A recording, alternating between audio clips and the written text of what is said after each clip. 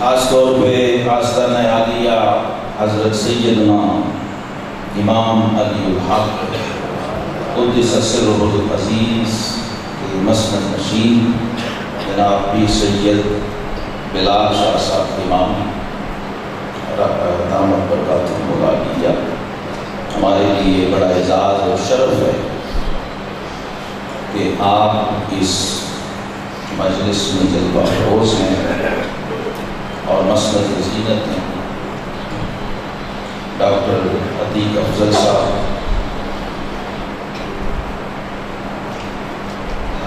محمود سیٹھی صاحب، ذوالفقار شاہ صاحب، اور اس مسجد کے امام و خطیب جناب حافظ شاہد حسن صاحب، جناب حاجی عبدالغفور ٹونی صاحب، ان کے والد گرامی حاجی محمد رفیق صاحب رفائی، ان کے اثار ثواب کے لیے میں نے قصیدہ بولنا شریف پڑھا ہے، اور جملہ علماء کرام کو تشریف فرما جناب سید عارف بہاء الحق شاہ صاحب، بظاہر جسمانی طور پہ موجود نہیں، لیکن ان کا روحانی فیض، ان کی روحانی حضوری وہ ہمیں حاصل ہے۔ جناب محمد افضل بٹ صاحب، یہ جسمانی طور پہ ان کے نمائندہ بھی ہیں، اور جملہ احباب جو اس بزم سے، اس مسجد سے اور اس درس قرآن سے وابستہ ہیں، میں آپ سب کو ہدیہ تبریک پیش کرتا ہوں، اس لیے کہ اہل سنت کے محاذ پر اس وقت سب سے بڑی کمی باقاعدہ قرآن سے جڑنے کی ہے، تعلق بالقرآن نہیں ہے۔ رسماً قرآن پڑھا جاتا ہے، تبرکاً قرآن پڑھا جاتا ہے، قرآن سے تعلق ٹوٹ گیا تو ہم ٹوٹ گئے، قرآن سے تعلق جڑ گیا تو ہم جڑ گئے۔ اور اس مجلس میں میرے آنے کی بنیادی وجہ یہی ٹائٹل درس قرآن تھا۔ یہ بہت بڑا المیہ ہے، ہم بچپن سے دیکھتے آ رہے ہیں۔ اول تو درس قرآن ہماری روایت نہیں، اور اگر کہیں درس قرآن کا بینر یا فلیکس لگا ہو تو وہاں درس قرآن نہیں، اندر وہی جلسہ ہے۔ میں بچپن سے، آپ بھی سب اہل نظر، اہل حال، اہل کمال بیٹھے ہیں، تجربہ ہے، زندگی گزاری ہے، آپ اور مذہبی حکم میں گزاری۔ ادھر 20ویں صدی کا شہ دماغ، جینیس آف دا ایسٹ جس کو ویسٹ نے مانا، وہ آپ کے اس سرزمین سیالکوٹ کا پہلا بڑا تعارف عالمی سطح پہ وہ حضرت علامہ محمد اقبال سیالکوٹی ثم لاہوری رحمۃ اللہ علیہ ہیں، اور یہ یقیناً حضرت امام علی الحق سیالکوٹی کی روحانی تجلی کا عکس ہے۔ اور پھر بارگاہ گنج بخش کے فیض و برکات ہیں، جس نے اس سیالکوٹ کے لڑکے کو شاعر مشرق اور حکیم الامت بنایا۔ جب ہم اس کی بارگاہ میں جاتے ہیں تو ماتم کرنے کو جی چاہتا ہے۔ علامہ انور شاہ کشمیری نے کہا تھا، جو دارالعلوم دیوبند کے صدر مدرس تھے اور بر صغیر پاک و ہند میں اس جیسا عالم کم تھا۔ علامہ انور شاہ کشمیری نے کہا 20ویں صدی میں جتنا قرآن اقبال نے سمجھا کسی اور نے نہیں سمجھا۔ یہ ریفرنس اس لیے دے دیا کہ میری اگلی کسی بات کو کوئی مبالغہ نہ سمجھے یا عقیدت نہ سمجھے، کیونکہ یہ ایک جگہ پیش آ گیا تھا تو وہ جس اسکول آف تھاٹ کے اسکالر تھے، میں نے اسی اسکول آف تھاٹ سے ان کو یہ ریفرنس دیا۔ اس کے بعد اور بھی بڑے لوگ ہیں ویسے، آپ کو اس لیے بتا رہا ہوں کہ آپ کو یہ پتا چلے کہ اقبال جو بھی ہے وہ قرآن کے صدقے ہے۔ اقبال نے خود بھی بارگاہ رسالت مآب صلی اللہ علیہ وسلم میں اپنا حوالہ قرآن ہی کو رکھا۔ یہاں یہ اتنا کانفیڈنس پوری امت کے شاید کسی امام میں نہ ہو جیسا اقبال کے پاس ہے قرآن کے حوالے سے۔ اس کو انہوں نے پیش کر کے کہا کہ یا رسول اللہ صلی اللہ علیہ وسلم، اگر میری کوئی بات قرآن کے فیض سے خالی ہو تو مجھے حشر میں آپ کی شفاعت نصیب ہو۔ ذرا علامہ کا شعور قرآن تعلق بالقرآن دیکھیے، وہ کہتے ہیں کتاب زندہ قرآن حکیم۔ پہلی بات تو اقبال نے یہ سمجھی کہ یہ محض کاغذ، گتا، لفظ، حرف، سیاہی اور برد نہیں ہے، کہ یہ کتابیں زندہ ہے۔ یہ کتابیں پوری کتابیں زندہ ہونے کا ثبوت دیجیے۔ یہ کتابیں زندہ ہے۔ اگر زندہ ہونا ہے تو حی و قیوم کے اس کلام اور اس رسی سے جڑ جاؤ، اس کو تھامو۔ کتاب زندہ کا مطلب یہ کتاب سنتی ہے، یہ کتاب دیکھتی ہے، یہ کتاب بولتی ہے۔ یہ زندہ کتاب ہے۔ جناب باب مدینۃ العلم سیدنا علی المرتضیٰ شیر خدا کرم اللہ وجہ الکریم کہتے ہیں کہ جب میرا اپنے رب سے گفتگو کو جی چاہے تو میں قرآن پڑھتا ہوں، جب میرا جی چاہے کہ میرا رب مجھ سے گفتگو کرے تو میں قرآن سنتا ہوں۔ یہ دو ڈائمنشنز الگ سے ہیں، اس کی دو جہات، ایک ہے پڑھنا اور ایک ہے سننا۔ پڑھنا سنت ہے، سننا فرض ہے۔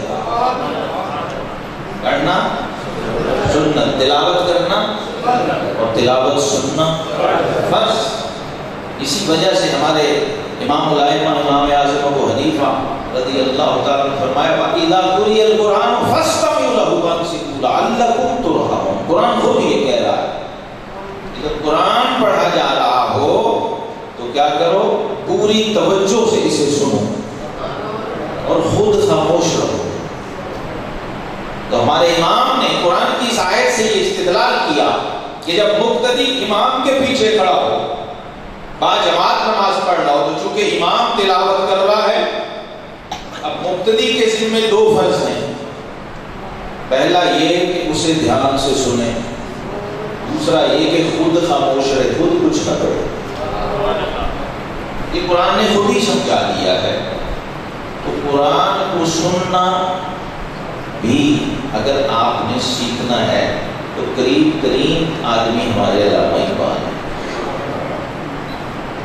وہ کہتے ہیں کہ میں میٹرک ابھی شاید کیا تھا تو میں قرآن پڑھ رہا تھا، میرے والد گرامی شیخ نور محمد رحمۃ اللہ علیہ، نور محمد بھی اقبال کو فطری اور پیدائشی طور پہ نصیب تھا، اور والدہ امام بی بی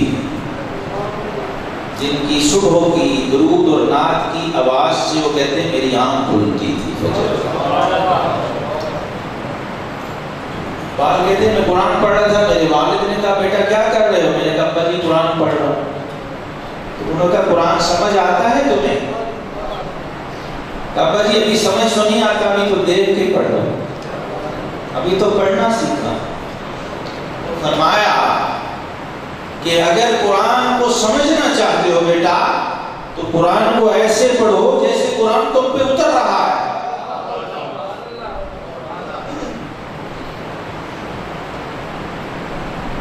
یہ شعور علامہ کو جب نصیب ہوا عملاً، تو پھر انہوں نے کہا کہ تیرے ضمیر پر جب تک نہ ہو نزول کتاب، تیرے ضمیر پر جب تک نہ ہو نزول کتاب، گرا کشا ہے نہ راضی نہ صاحب کشاف۔ پھر یہ بات سمجھ آئی کہ یہ راز کسی کو نہیں معلوم کہ مومن قاری نظر آتا ہے حقیقت میں ہمسایہ جبریل امین بندہ خاکی۔ ہمسایہ جبریل امین بنتا کیسے ہے؟ کبھی پوچھا کسی نے؟ کبھی بتایا کسی نے؟ کہ سدرہ مکین کا یہ خاک نشین ہمسایہ کیسے بنے گا؟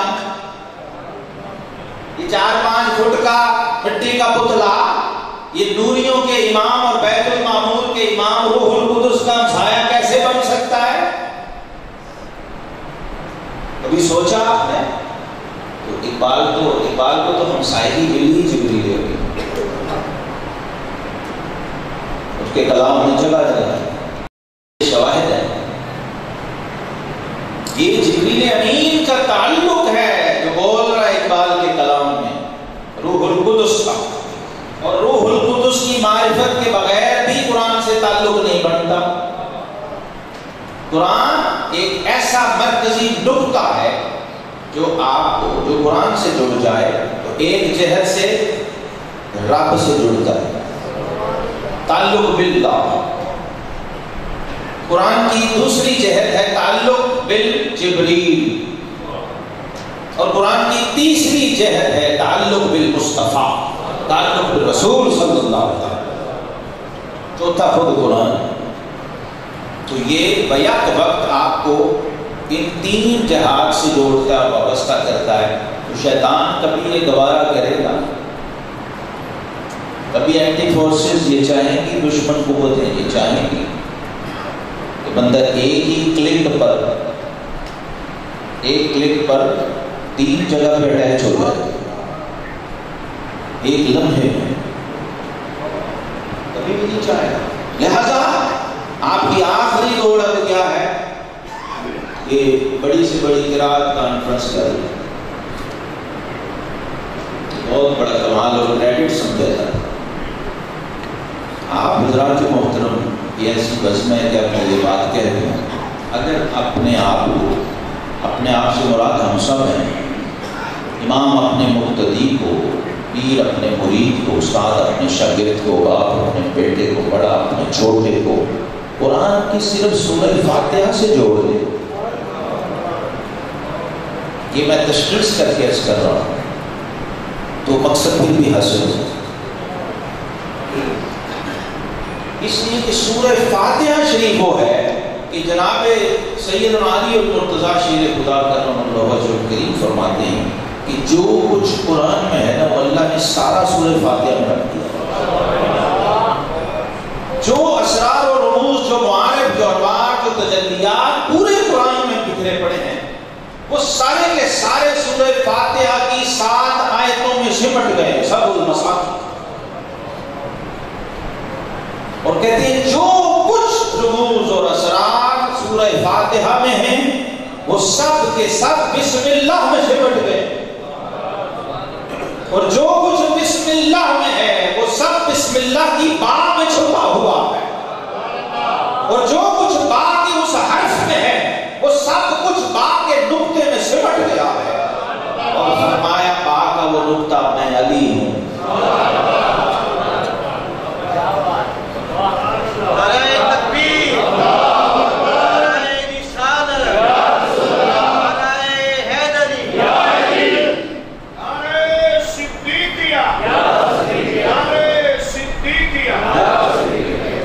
نصیر صاحب گولڑے والے سید بادشاہ کو یاد آ گئے، ذکر علی ہے شیر خدا،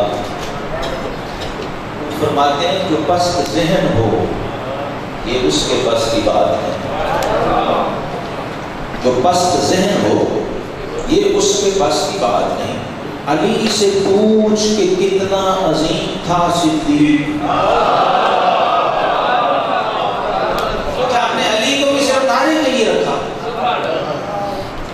علی کو بھی صرف نعرے کے لیے، کمپنی کی مشہوری خوشی کے لیے اپنا معجون اپنا چورن بھیج دوں؟ جی وہ علی پوچھنے کے لیے بنا ہے، بتانے کے لیے نہیں۔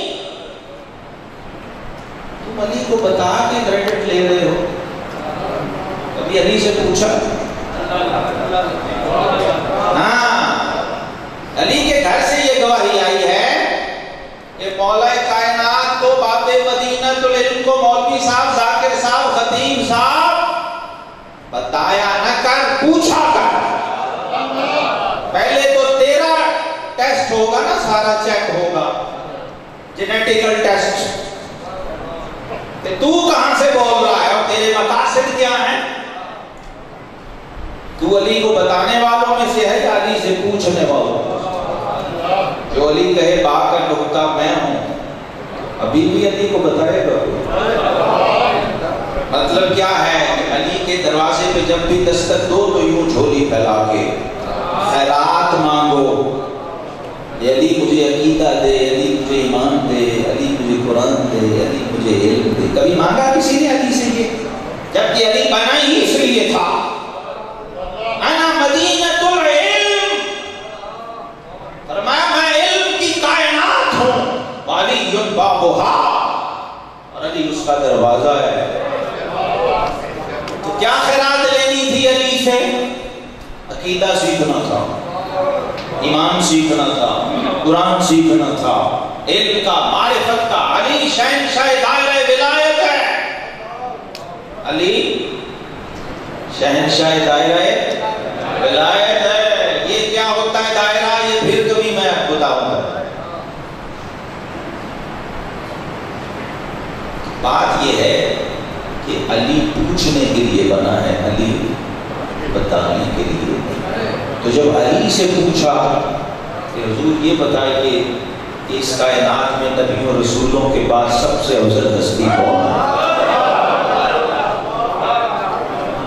تو علی نے منبر پہ قائل قرآن کی آیت پڑھ کے حلفاً قسماً کہا، اے لوگو اگر رسول اللہ صلی اللہ علیہ وسلم کے بعد اس امت میں افضل ترین کوئی ہستی ہے تو وہ صدیق اکبر ہے۔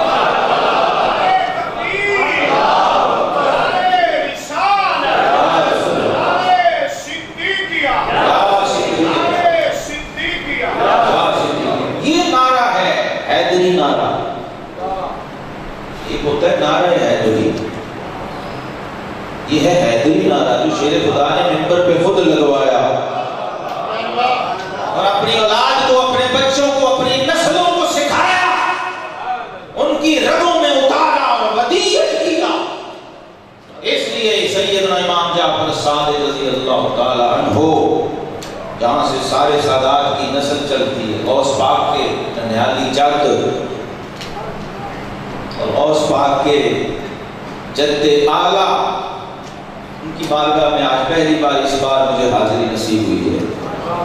350 کلومیٹر مدینہ پاک سے سیدنا حسن مصنع رضی اللہ تعالیٰ، ان کا نام کوئی سننا سن نہیں لیتا ہے، مشیہ ہے، جو غوث پاک کے جد ہیں، حسنی حسینی نسب جہاں سے چلا ہے، نجیب الطرفین سید جہاں سے بنتا ہے، ان کی بارگاہ میں حاضری کا شرف نصیب ہوا۔ کربلا میں ایک نہیں بچا تھا، 2 بچے تھے۔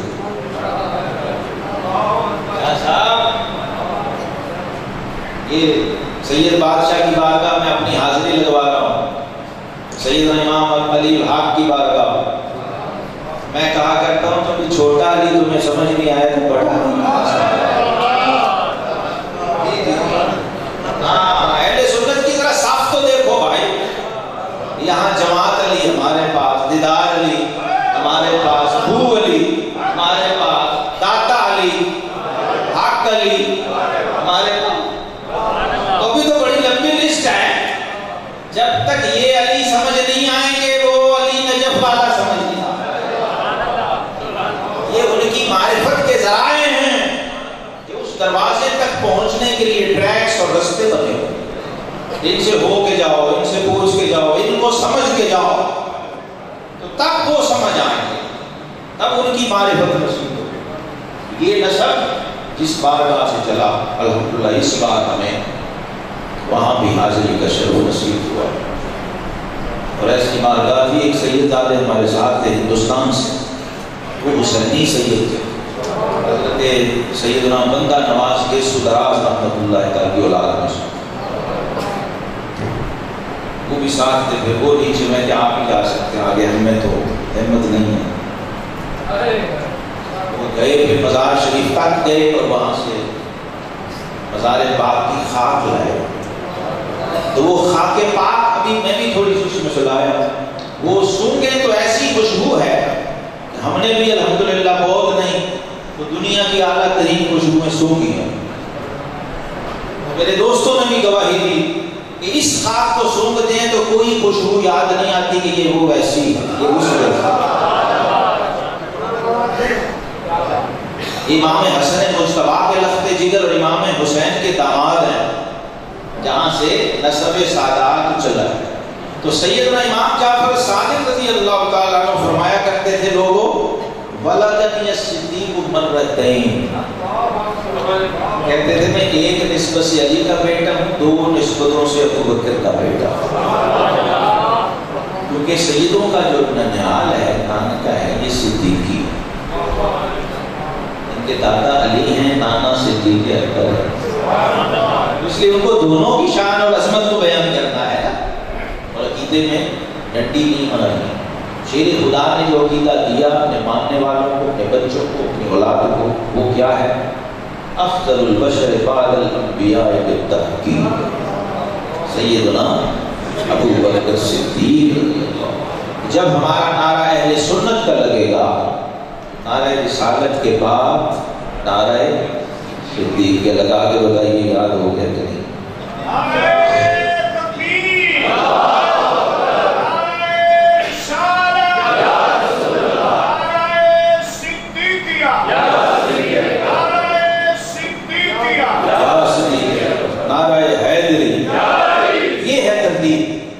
جو حیدر کرار نے لی ہے، تو حیدر کرار کو بائی پاس جو انہوں نے سکھایا ہے اس کو سیکھیں، اس کو اپنائیں اور اس کو اپنی پریکٹس بنائیں۔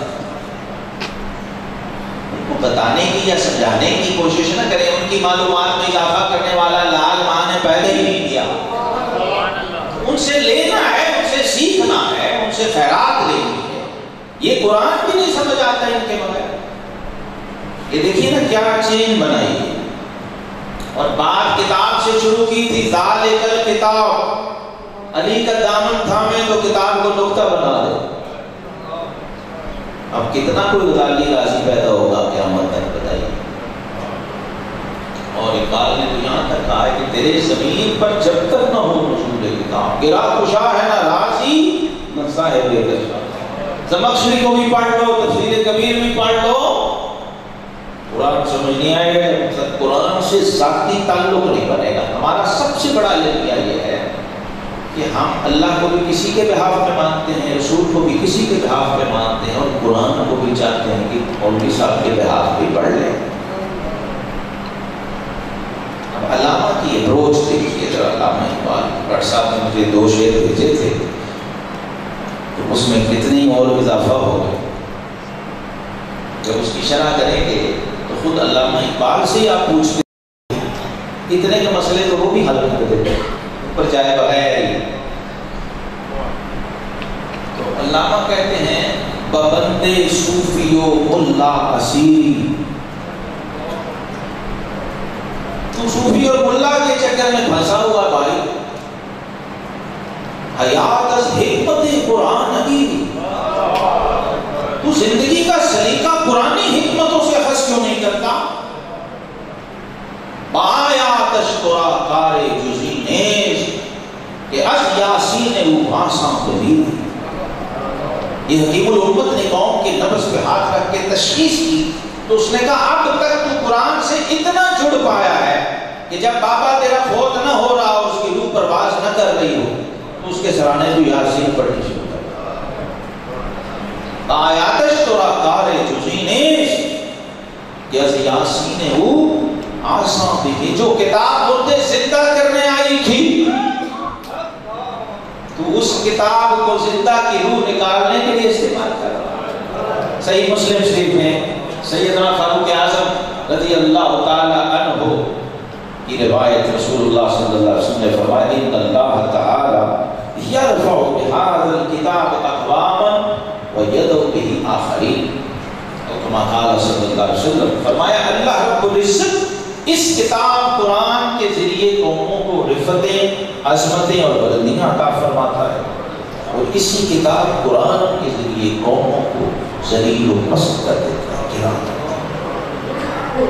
قرآن کی عجیب بے نیازی ہے، عجیب شان ہے کہ یضل بہ کثیرا ویہدی بہ کثیرا، ہے وہی قرآن جو اس نے شروع میں بتا دیا تھا کہ مجھ سے ہدایت کی، اگر آخرت کی ہدایت چاہتے ہو، اخروی نجات چاہتے ہو، تو اس کی پہلی شرط تقویٰ ہے، ہدی للمتقین۔ اگر اس منزل پہ جانا چاہتے ہو جو قرآن چاہتا ہے، جہاں قرآن تمہیں دیکھنا چاہتا ہے، تو پھر تمہیں تقویٰ اختیار کرنا، پھر گناہوں کو چھوڑنا پڑے، اپنی مرضی۔ گناہ کا مطلب سادہ لفظوں میں صوفیوں کی زبان میں ترجمہ کر دوں تو اپنی من مانی چھوڑنی پڑے گی۔ ہاں، اور میں عرض کرتا ہوں سادہ لفظوں میں کہ آپ سمجھ لیجئے میں جو آپ سے کہنا چاہتا ہوں اس کا مطلب یہ ہے کہ ہم سب قرآن کے مرید بن جائیں۔ یہ تو سمجھ آتا ہی نا سب کو، آسان بات ہے، قرآن کو اپنا مرشد کا۔ کیوں؟ کیونکہ قرآن ہمارا مرشد آلریڈی ہے، ہم نے ابھی مانا ہے۔ تو جب تک مانے نہ مرشد جتنا بھی بڑا ہو، فیض نہیں ملتا، یہ شرط ہے۔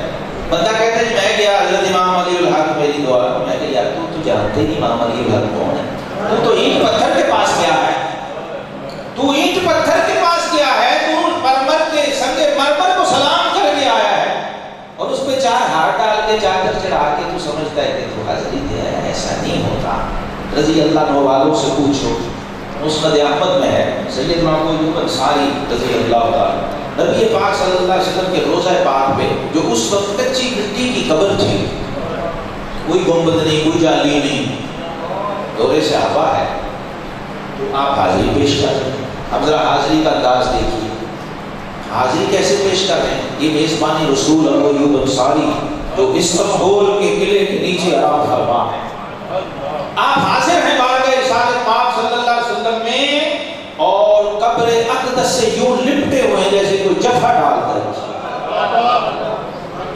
لپٹے، سالوں قطار آنکھوں سے آنسو جاری ہیں، روضہ پاک کی خاک میں آنسو جذب ہو رہے ہیں،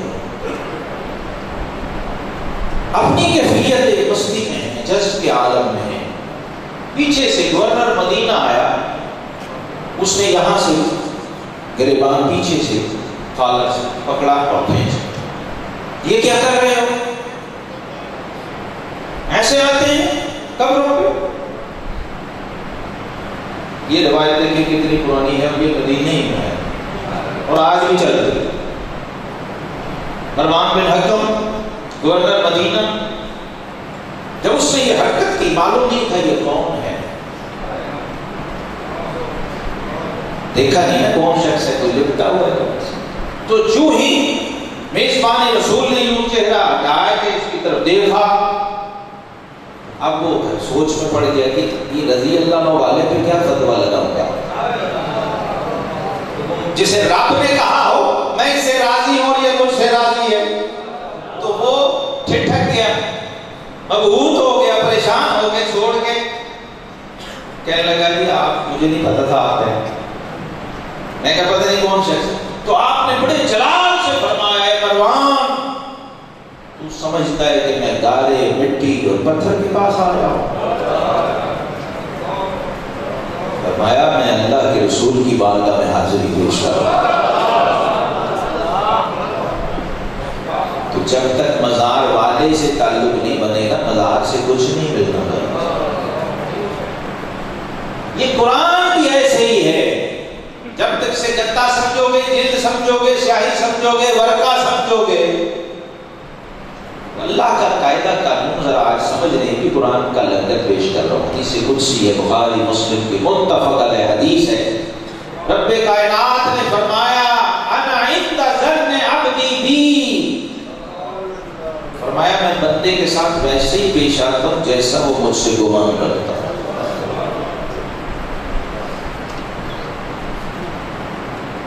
آج فیض ہے باب مدینہ العلم سے آ رہا ہے الحمدللہ۔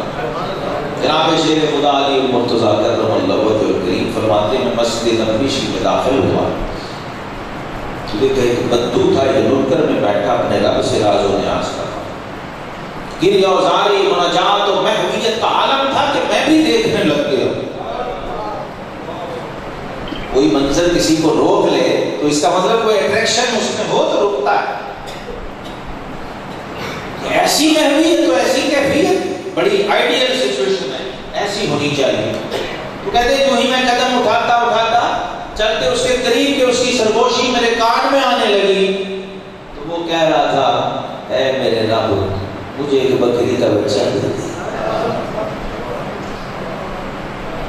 تو کہتے میں حیران ہو گیا کہ قربت و محبیت کا ایسا عالم اور منگتے کو پتہ ہی نہیں کہ ستی سے مانگنا کیا ہے۔ ہم تو مائل بکرم ہیں، کوئی سائل نہیں، اور اسی پہ اتفاق کر لیا۔ اس مقام قرب پہ جا کے بکری کا بچہ مانگا تو کہتے ہیں تھوڑی دور آگے ہوا تو ایک کونے میں یار غار و مزار سیدنا صدیق اکبر رضی اللہ تعالیٰ وہ بھی اسی کیفیت اور محویت میں تھے اور اپنے رب سے سرگوشیاں اور مناجات کر رہے تھے۔ جب میں وہاں قریب ہوا تو اپنے رب سے کہہ رہے تھے مولا میں تیرا ناچیز بندہ تیری بندگی کا حق ادا نہیں کر سکتا، جیسا تیری معرفت کا حق تھا وہ میں ادا نہیں کر سکتا، اے مولا مجھے معاف کر دے اور میری بندگی کو اپنی بارگاہ میں قبول کر۔ وہ اس طرح کی مناجات تو کہتے ہیں میں خوش ہوا کہ اس مقام قرب پر بندے کو رب سے ایسے ہی کلام کرنا۔ یہ وہ پیمانے ہیں، یہ وہ معیار ہیں حضرات گرامی جو ہمیں قرآن کے دسترخوان سے ملتے ہیں۔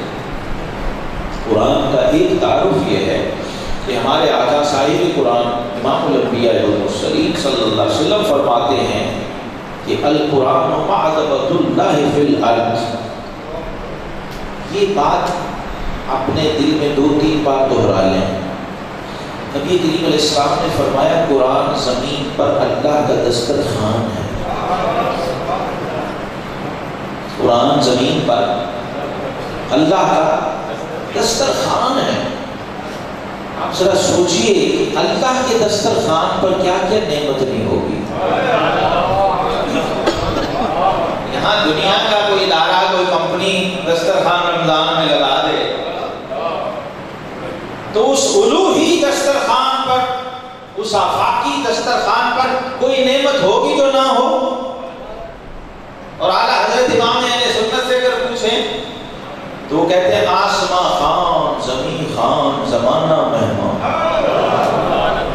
کہتے ہیں حضور یہ تو آپ کے دسترخوان کی مستقل رینج یہ ہے کہ 7 آسمان بھی آپ کا دسترخوان ہے اور 7 زمینیں بھی آپ کا دسترخوان ہے اور پھر سارا زمانہ مہمان ہے اور صاحب خانہ لقب کس کا ہے؟ تیرا۔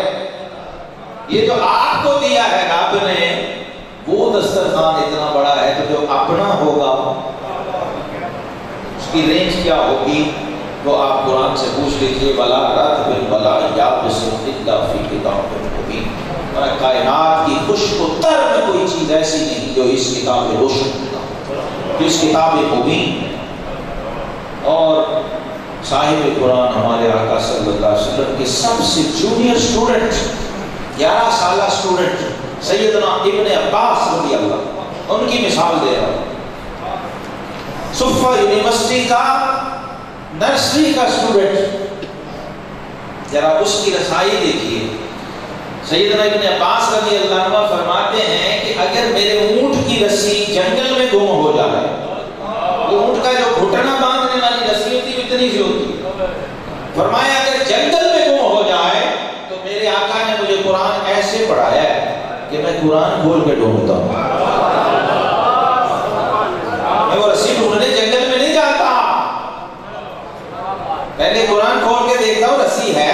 پڑی ہوئی.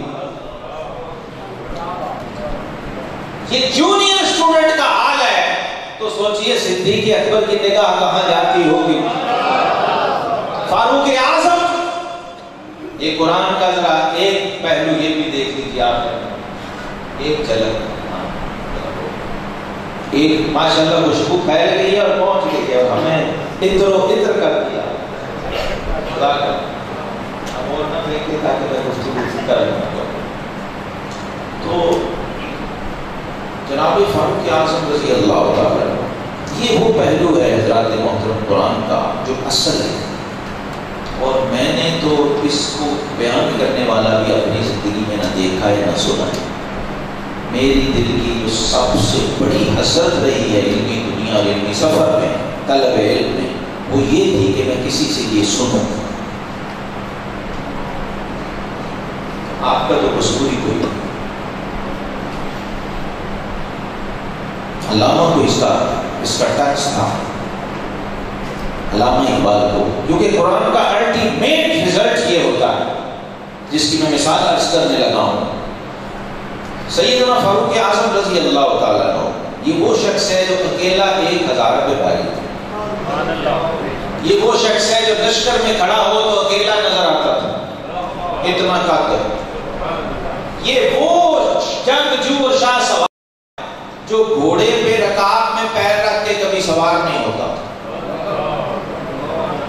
پوری عرب دنیا میں مثال تھی کہ عمر وہ ہے کہ بغیر زین اور کاٹھی کے توڑ کے جمپ کر کے گھوڑے کی پیٹھ پہ سوار ہوتا ہے اور کاٹھی اور زین کی بجائے اپنی پنڈلیوں میں گھوڑے کو جکڑ کے بھگاتا ہے. ذرا اس کی قوت جسمانی کا, عمر دی گریٹ کی قوت جسمانی کا اندازہ بھی. وہ جسہ کیا ہوگا. چمڑے کی گائے کی کھال پہ کھڑے ہو جاتے عکاس کے میلوں میں, 7 پہلوان وہ کھال کھینچتے. یہ بھی ایک گیم تھی اس وقت. یہ گیم ہوتی تھی چیلنجنگ کہ کون کتنا پاورفل ہے, کیسا زبردست پلیئر ہے. چیک ہوتا کہ پاؤں زمین پہ کتنی سختی سے جما سکتے. 7 بندے کو چمڑا, وہ گائے کی کھال پتہ ہے آپ کو کیسی ہوتی ہے, کتنی مضبوط ہوتی ہے. وہ کھینچتے, اس کے چیتھڑے اڑ جاتے, عمر ہلتا نہیں تھا.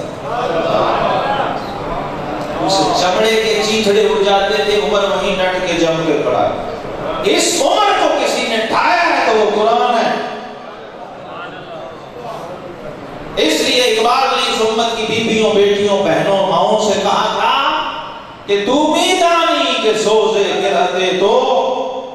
اے امت مصطفیٰ کی بیویوں, تمہیں پتا ہے کہ تمہاری تلاوت قرآن کی طاقت کیا تھی. تمہیں دانی کے سوزے کے رہتے تو دیگر کو کرد تقدیر عمر را. عمر کی تقدیر میں انقلاب برپا کر دیا. اس فاطمہ بنت خطاب کی تھوڑی سی تلاوت, وہ جو قرآن تلوار لے کے نکلا ہو عمر, ایسا عمر جس کا میں نے آپ کو تھوڑا سا تعارف کرایا, ہلکا سا. خود پوری فن میں آرمی تھا, اس لیے ابو جہل نے سمجھا. لیکن قرآن کا کمال دیکھیے کہ عمر نکلا کیا تھا اور پہنچا کیا. اور رستے میں قرآن کی تلاوت تھی, آیتیں بہن نے پڑھ کے سنائی اور ایسا انقلاب برپا ہوا کہ دیگر کو کرد تقدیر ہے. پھر قرآن, یہ تو سٹارٹ تھا, یہ تو ایمان, لیکن جب وہ راج گیا ہوگا تو سوچئے کیا حشر ہوگا. اس کی مثال عرض کرنے لگا ہمارے امام سیدنا امام ربانی مجدد الفسانی رضی اللہ عنہ اس کو نقل کیا. اور بھی ائمہ سیرت نے لکھا, آپ اونٹ پہ جا رہے تھے گلی میں, قاری صاحب اپنے گھر قرآن پڑھ رہے. قاری صاحب اس وقت 30ویں پارے کی یہ آیات پڑھ رہے تھے کہ ان عذاب ربک لواقع اما لہ من دافع. بے شک تیرے رب کا عذاب آ کے رہے, کوئی طاقت و قوت اسے روک نہیں سکتی. یہ 2 چھوٹے چھوٹے ٹکڑے آپ کے کان میں گئے تو ایسا کیفیت جذب و حال کی پیدا ہوئی, خشیت و خشوع کا عالم کہ تڑپے اور سواری سے نیچے اور ماہی اپنے آپ کی طرح تڑپتے رہے, بے ہوش ہو گئے. کہ لوگ اٹھا کے گھر چھوڑ کے آئے۔ یہ کسی قاری سے سن کے یہ حال ہے، سوچئے صاحب قرآن سے سن کے ان کا کیا حال ہوگا۔ حضور داتا صاحب رحمۃ اللہ علیہ کشف المعجوب میں لکھے کئی صحابہ کی روحیں نماز میں حضور علیہ السلام کے پیچھے پرواز ہوتی، روحیں پرواز کر جاتی۔ حضور غوث پاک کی محفل میں 70 جنازے اٹھ جاتے۔ سیدنا داؤد علیہ السلام کی مجلس میں زبور شریف کی تلاوت سنتے 400 جنازے اٹھ جاتے۔ حضرات گرامی قدر، علامہ اقبال یہیں سے میں نے شروع کیا تھا۔ دیکھیے انہوں نے اثر پذیری کس درجے کی دی قرآن سے۔ ظاہری اثر یہ تھا، باطنی حال کیا ہوتا ہوگا وہ باطن والے سمجھتے ہیں۔ قرآن پاک کا وہ نسخہ ہمارے لاہور میں جو میوزیم ہے علامہ اقبال میوزیم علامہ اقبال کا جاوید منزل میں، وہاں شاید وہ نسخہ پڑا ہے جس پہ آپ تلاوت فرماتے تھے علامہ اقبال۔ آپ کے خادم جناب علی بخش صاحب رحمۃ اللہ وہ فرماتے ہیں کہ جب آپ روزانہ تلاوت قرآن سے فارغ ہوتے تو پھر اس قرآن کو میں دھوپ میں رکھ کے سکھاتا تھا، اس کا ہر ورق ان کے آنسوؤں میں اس طرح بھیگ جاتا اور تر ہو جاتا تھا جیسے کسی حوض میں پھینک کے نکالو۔ وہ ابھی بھی آپ دیکھیں تو ایسے ہی لگتا ہے کہ پانی میں ڈبو کے وہ کوئی چیز جب سکھاتے ہیں کتاب کو تو جیسے وہ سفید ہو جاتے ہیں، اس طرح کی کیفیت ہے۔ یہ تعلق بالقرآن جب شروع ہوتا ہے تو آپ کی دنیا بدلتی ہے، پھر آپ کے اندر تبدیلی پیدا ہوتی ہے۔ نبی رحمت امام الانبیاء والمرسلین صلی اللہ علیہ وسلم نے جو اس امت کو سب سے بڑا تحفہ، سب سے بڑا لنگر عطا کیا وہ قرآن، اور قرآن وہ معجزہ ہے جس کی مثال تاریخ معجزات میں نہیں۔ ایسا معجزہ ہے، معجزہ جاریہ ہے، معجزہ زندہ ہے، اور ایسا کبھی ہوا نہیں کہ کسی نبی نے اپنی امت کو کوئی معجزہ دکھایا ہو اور پھر معجزہ بھی ساتھ ہی دے دیا ہو، یہ ساتھ رہتے جب معجزہ کتنا ہی بڑا ہو، اس کی عمر کتنی ہوتی ہے، 2-4 منٹ۔ سب سے بڑا معجزہ شق القمر ہے، چاند کو 2 ٹکڑے کیا، یہ قرآن اس سے بھی بڑا معجزہ ہے۔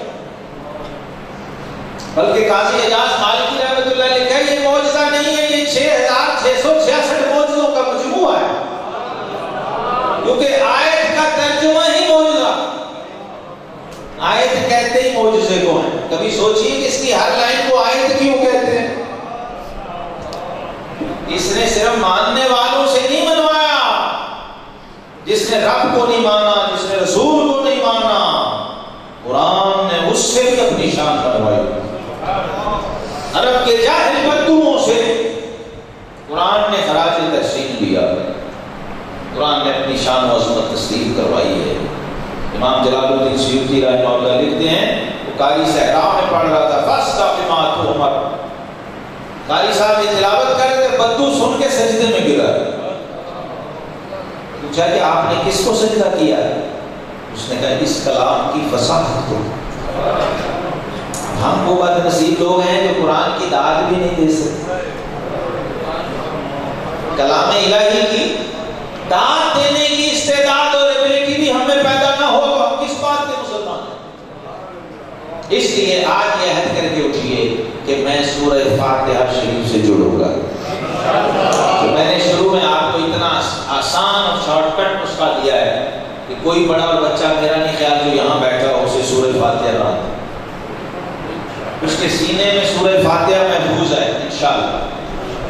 آپ اس سے جڑ جائیے، پھر موقع ملا تو مزید بولیں گے اس پہ بات کریں گے کہ فاتحہ شریف سے جڑنا کیسے ہے اور اس سے فیض کیسے لینا ہے، پھر بسم اللہ تک پہنچنا ہے، پھر با تک، پھر نقطے تک، کیونکہ ہم نقطے تک ہی پہنچ جائیں تو جس کا نقطہ بھی کتاب ہو، سوچو وہ کتاب کیا ہوگی، اور جس کا نقطہ علی ہو، باب مدینہ العلم ہو، وہ کتاب کیا ہوگی۔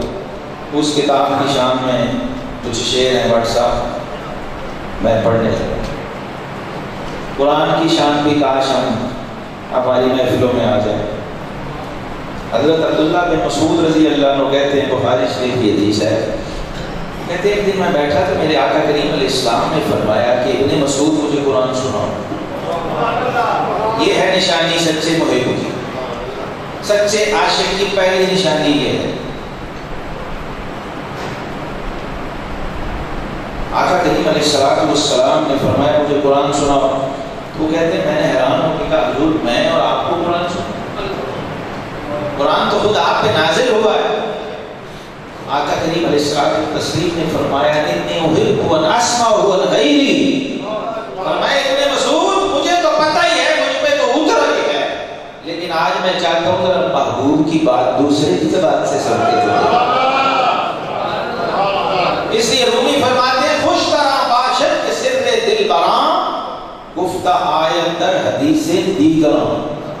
بے شک شاعر کا کلام ہو، شہزاد مجدی کا ہو یا ریاض حسین چودھری کا، لیکن جب پڑھنے والا مجھے میرا ہی کلام بھی سنائے نا تو لذت پھر بھی آتی، میں نے تو لکھا ہی ہوا۔ سمجھ رہے ہیں میری بات؟ تو آقا کریم علیہ السلام کی یہ سنت ہے، مجھ پہ تو اترا ہی ہے، مجھ پہ تو نازل ہوا ہے، لیکن فرمایا میں چاہتا ہوں ذرا محبوب کی بات دوسرے کی زبان سے سنی جائے۔ تو محبت کا اس سے پتہ چلتا ہے کتنی محبت ہے۔ قرآن پاک حضرات گرامی ایسی عظمت عظیم شان کتاب ہے کہ ہماری زندگی کا مقصد یہ ہے، دنیا میں آئے اس لیے ہیں کہ اس قرآن سے جڑ جائیں۔ یہ یوں سمجھ لیجئے کہ ہمارے رب نے ہماری طرف ایک رسی کے کمند پھینکی ہے، اس کا نام قرآن ہے۔ جس نے اس کو تھام لیا تو ایک سرے پہ بندہ اور دوسرے سرے پہ رب۔ یہ وہ واحد فزیکل سورس ہے، واحد فزیکل سورس کہہ رہا ہوں۔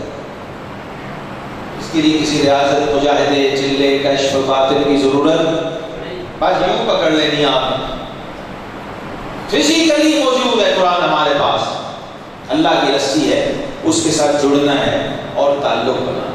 اس کی شان دیکھیے کیا ہے، حکمتیں ہیں، نور ہے، اسرار ہیں، قرآن۔ حکمتیں ہیں، نور ہے، اسرار ہیں، قرآن میں ذات رب عرش کے انوار ہیں، قرآن میں۔ اور رہنما و محسن انسانیت ہے یہ کتاب، رہنما و محسن انسانیت ہے یہ کتاب، کامیابی کے سبھی اتوار ہیں قرآن، اور زندگی میں بندگی کے رنگ بھر دیتا ہے یہ۔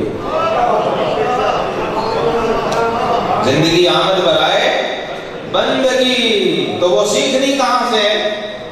زندگی میں بندگی کے رنگ بھر دیتا ہے یہ، عرفہ و اعلیٰ سبھی اقدار ہیں اور ناسخ و منسوخ ہیں کچھ محکم و متشابہات، ناسخ و منسوخ ہیں کچھ محکم و متشابہات، گھاٹیاں کچھ راستے خمدار ہیں قرآن۔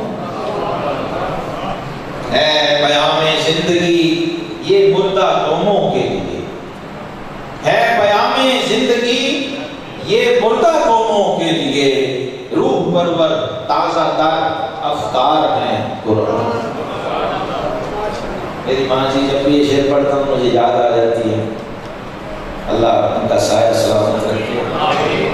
میرے والد گرامی روز اخبار پڑھتے تھے فجر کے بعد، والدہ صاحبہ کا اپنا اخبار قرآن مستقل ساری زندگی جو ان کی ماں پڑھتا، تو والد صاحب کی کوشش ہوتی کہ کوئی نہ کوئی خبر والدہ صاحبہ سے یہ بات ہے۔ ایک دن انہوں نے ایک جملہ کہا کہ یہ آپ کا اخبار کیسے ہے، روز ہی قرآن ہو جاتا ہے، روز آپ کو نیا لینا پڑے، یہ میرا اخبار دیکھیں، میں بچپن سے پڑھ رہی ہوں، 50 سال سے آج بھی نیا کا نیا، مجھے تو روز نیا۔ یہ دوستو قرآن کی شان، یہ قرآن کا کمال اعجاز ہے اور عجیب شان ہے۔ اے پیام زندگی یہ مردہ قوموں کے لیے، روح پرور تازہ تر افکار ہیں قرآن. یہ ہم سمجھتے ہیں نا بسم اللہ کا ایک ہی معنی ہے. مثال دیتا ہوں میں. امام قشیری رحمۃ اللہ علیہ کی تفسیر ہم نے شروع کی ہوئی ہے آج کل بیان کرتے ہیں مہینے میں ایک بار. قرآن کی صوفیانہ تفسیر لاہور میں درس ہوتا ہے. صرف صوفیاء کے پوائنٹ آف ویو سے قرآن کو دیکھتے ہیں. اور عرفاء کیا کہتے ہیں, داتا صاحب کیا کہتے ہیں, جنید بغدادی, امام جعفر صادق کیا کہتے ہیں, انہوں نے کیسے. تو امام قشیری رحمۃ اللہ علیہ نے بسم اللہ کے 114 ترجمے کیے ہیں. جی سمجھ رہے ہیں میری بات. ہمیں تو ایک ہی پتہ ہے نا اللہ کے نام سے شروع ہوتا بس. بات ایسا نہیں, ایسا نہیں. قرآن سے جڑیں گے نیا ٹیسٹ ہے روز ہی, نیا ذائقہ, نیا رنگ, نئی کیفیت. لیکن جڑیں گے تو, ورنہ حضرت رومی رحمۃ اللہ تعالی علیہ وہ فرماتے ہیں مان سے قرآن بر بزیدم مغزرا. یہ صوفیاء کا نقطہ نظر ہے. من سے قرآن بر بزیدم مغزرا استخاں پیش صدا انداخت ہے. فرماتے ہیں میں نے قرآن سے گودا نکال لیا, مغز نکال لیا, اب ہڈیاں میں نے کتوں کے لیے ہوئی. کیلا لیتے ہیں نا تو پیسے تو چھلکے کے بھی ساتھ دینے پڑتے ہیں. کبھی دیکھا ہے کبھی گودا کو پھینک کے چھلکا کھا رہا ہو. ہم وہ قوم ہے جو چھلکے پہ ٹک گئے. اصل تو مغز تھا نا. فی ہر 10 نیکیوں میں سمجھا بس کا یہ اترا اس لیے نہیں تھا, یہ بونس تھا. 10 نیکیاں بونس, اصل مقصد کچھ اور. یہ قرآن کا کمال ہے. روح پرور تازہ تر افکار ہیں قرآن میں. اور شعر میں بھی میری دلیل آ گئی. دیکھتے ہیں صفحہ در صفحہ انہیں اہل نظر. یوں ہی برق پلٹتے ہیں نیا جلوہ. دیکھتے ہیں صفحہ در صفحہ انہیں اہل نظر. جلوہ فرما ہر جگہ سرکار ہیں قرآن. کان خلقہ القرآن. یہ دیکھنے والوں نے گواہی دی تھی نا. کسی نے پوچھا حضور کے اخلاق کیسے تھے, تو ام المومنین صدیقہ بنت صدیق رضی اللہ عنہ نے فرمایا حضور تو خود چلتا پھرتا قرآن. جلوہ فرما ہر جگہ سرکار ہیں قرآن میں. یہ قرآن کا کمال ہے. اور زمزمہ تسبیح کا نغمہ کہیں تحلیل کا. زمزمہ تسبیح کا نغمہ کہیں تحلیل کا. جہاں فضاؤ دل نشین اذکار ہیں قرآن میں قل هو اللہ احد ہے اس کی وحدت کا بیان. یہ علامہ اقبال نے لکھا ہے کہ سورہ اخلاص کی تفسیر میں نے صدیق اکبر سے پڑھی ہے. سیالکوٹ میں کاش کوئی ایسا حلقہ ہو جو لوگوں کو قرآن اقبال کی زبان میں پڑھائے. کہتے ہیں سورہ اخلاص کی تفسیر مجھے صدیق اکبر نے پڑھائی ہے اور انہوں نے لکھی بھی ہے اپنے کلام کے. قل هو اللہ احد ہے اس کی وحدت کا بیان. کبریائی کے کئی آثار ہیں قرآن میں. اور سورہ رحمان کی آیات میں جلوہ نما.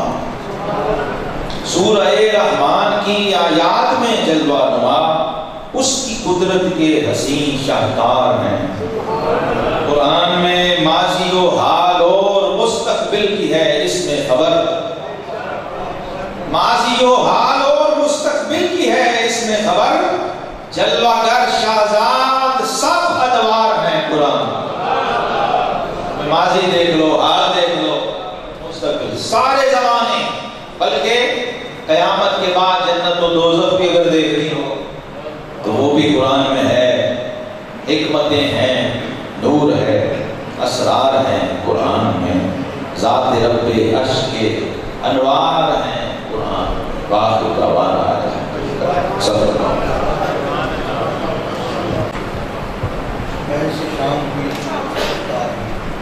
اور کھلتے رہے باتوں کے خلاف. اقبال کی زمین سے حرم کی زمین تک اشکوں نے جو کیا ہے چلا کر بولو. باہر قرآن یاد, باہر اقبال یاد. جناب محترم فاضل مہمان مکرم جناب پروفیسر ڈاکٹر محمد شہزاد جدی صاحب کی لمبی بڑے خوبصورت انداز میں تفسیر قرآن پاک سے بھی مستفید فرما رہے ہیں. اللہ تعالیٰ آپ کا سایہ تاج ملت اسلامیہ پر قائم قائم رکھے. فضل حاضر میں چونکہ مجھے بھی حکم دیا گیا تھا اور میں بھی تجربہ جانتا ہوں کہ اتنی خوبصورت مسجد کی تعمیر کرنے والے ہمارے بہت سے احباب جو دنیا سے تشریف بھی لے گئے ہمارے نمازی بھی تھے. خصوصاً چونکہ یہ مسجد جامع مسجد چودھریاں المعروف علامہ شکور خان صاحب رحمۃ اللہ تعالیٰ ان کے صاحبزادے ڈاکٹر مختار صاحب ابھی 2-3 دن پہلے ان کا افسال ہوا ہے. ان کے لیے دعا ہوگی. جناب ریاض سینٹری صاحب کی دعا ہوگی اور خصوصاً یہاں اس مسجد کی جو نمازی دنیا سے تشریف لے گئے ان کے لیے دعا ہوگی. ایک دفعہ نشیف 3 دفعہ خوشی اول خدوشی پڑھ کر آپ مل کریں تاکہ میں دعا کے لیے جناب حضرت صاحب ایک دفعہ نمدشی ہو 3 دفعہ خوشی پڑھ کر اول آخر 3 مرتبہ دوشی پڑھ کر آپ مل کریں. میں دعا کے لیے عرض کروں اپنے مہمان فاضل مقرر کو. اور اس کے بعد جناب امام صاحب خطیب صاحب حافظ محمد حسن صاحب ان کی طرف سے ایک خصوصی مجھے یہ تقریر کی گئی.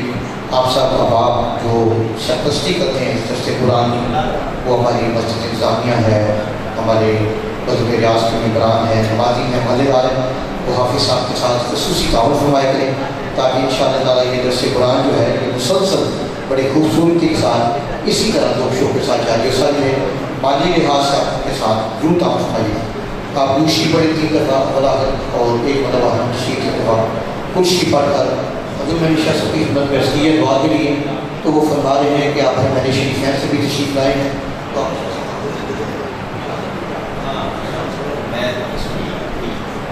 میں تعمیل کر دیتا ہوں لیکن دعا شاہ صاحب ہی کرے.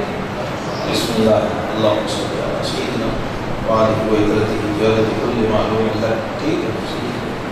اللہم صلی علی سیدنا محمد نور الانوار وسر الاسرار وسید الابرار. مولا کریم تیرے فضل و کرم تیری توفیق سے جو حلقہ درس قرآن سمجھا اس جامع مسجد میں سیالکوٹ کی سرزمین پہ یا اللہ اس حاضری کو قبول فرما اور قرآن کے حفظ و برکات سے انوار و تجلیات سے ہم سب کو ہمارے سینوں کو اس فضا کو اس مسجد کو اس شہر کو روشن اور منور فرما. رب العالمین اس مقصد کے لیے یہ تمام ہوا ہے درس قرآن کا. رب العالمین اس کو باعث تکمیل تک پہنچائے. جتنے بزرگ ساتھی علماء مشائخ اس میں شامل ہیں معاونین منتظمین رب العالمین سب کو بہترین اجر و جزائے خیر فرما. حرمین الشریفین کی خیر فرما, عالم اسلام کی خیر فرما. یا اللہ اپنے گھر کی حاضری ہمیں نصیب فرما. اپنے محبوب کریم اسلام کے در کی حاضری اور برکات اور فیض و برکات ہمیں جہاں بھی ہم ہوں یا اللہ ہمیشہ ہمارے شامل حال فرما. ہمارے اولیاء سیالکوٹ کے درجات کو بلند فرما. علامہ عبدالحکیم سیالکوٹی حضرت امام علی الحق سیالکوٹی رحمہ اللہ جن کی برکت اور نسبت کے صدقے ہم یہاں بیٹھے ہوئے ہیں حاضر ہیں, ان کی روحانی توجہات سے فیض و برکات سے ہمیں باقرار فرما. حضرت شاہ صاحب کے علماء ہمارے ساتھی جناب سید عارف ماؤلا شاہ صاحب کے ان کے والد گرامی کے ان کے اکابر کے درجات کو بلند فرما. جناب ہمارے حاجی عبدالغفور صاحب دونوں برادرز والد اللہ ان کو صحت عافیت کے ساتھ دراز عطا فرما. جناب ریاض سنگھ چودھری صاحب رحمۃ اللہ علیہ, حاجی محمد رفیق صاحب بھائی رحمۃ اللہ علیہ, ان کی بخشش و مغفرت. علامہ یعقوب خان صاحب درجات کو بلند فرما. جو بانی مسجد ہیں اور اس مسجد کے ساتھ وابستہ یا اللہ جملہ احباب کی خیر فرما. ہم جو حاضر ہوئے ہیں ہماری حاضری کو قبول فرما اور اپنے شرائع شان برکتیں اور نعمتیں نصیب فرما. یا ربی بالمصطفیٰ بلغ مقاصدنا واغفر لنا ما مضى یا واسع الکرم. سبحان اللہ والحمد للہ ولا الہ الا اللہ واللہ اکبر. صلی اللہ تعالی علی النبی الامی وآلہ وصحبہ اجمعین. شاہ صاحب کے اللہ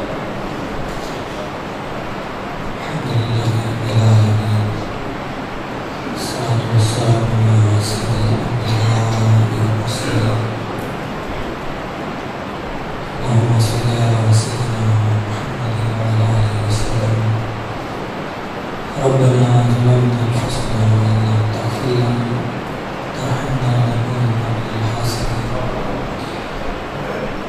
ربنا آتنا في الدنيا حسنة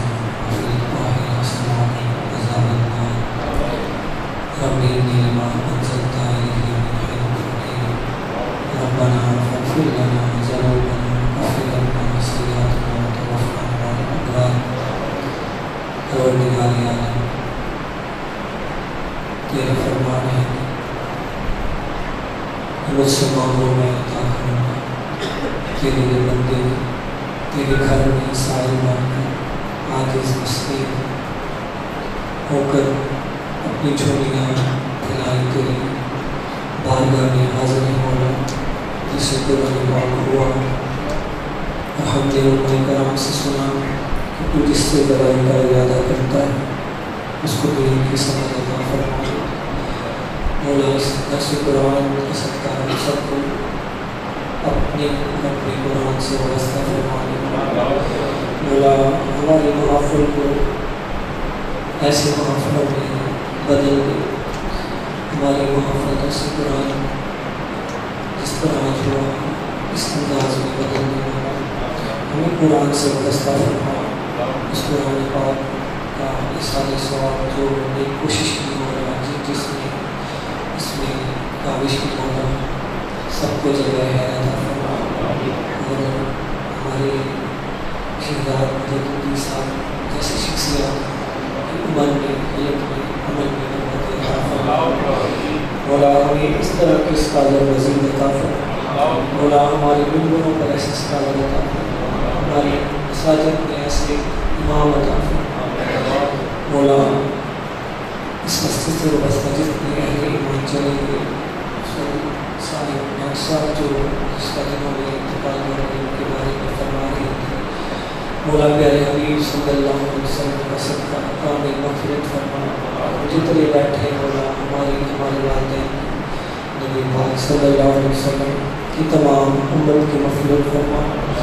مولا جو مائیں بیٹیاں آئی اس درس میں شامل ہیں مولا جس طرح ہمارے علامہ شہزاد مجددی صاحب نے فرمایا کہ ہماری ماؤں کی محنت کی تلاوت ایسے ہوتی تھی کہ عمر جیسے لوگوں کے دل بدل جاتے.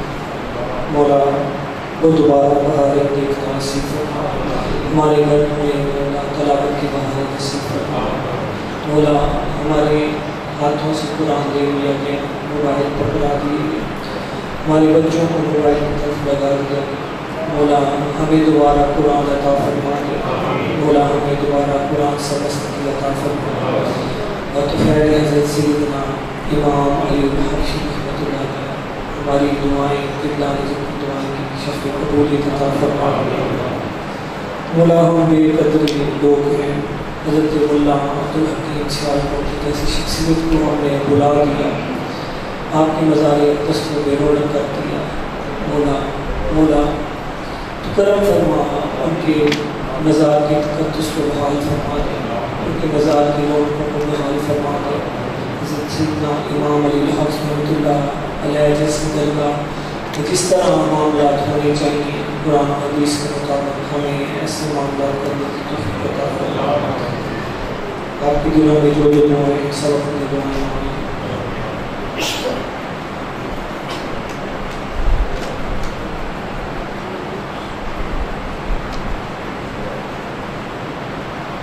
الہی تیری بارگاہ میں دعا مانگتے ہیں, مریض گناہ ہیں شفا مانگتے ہیں.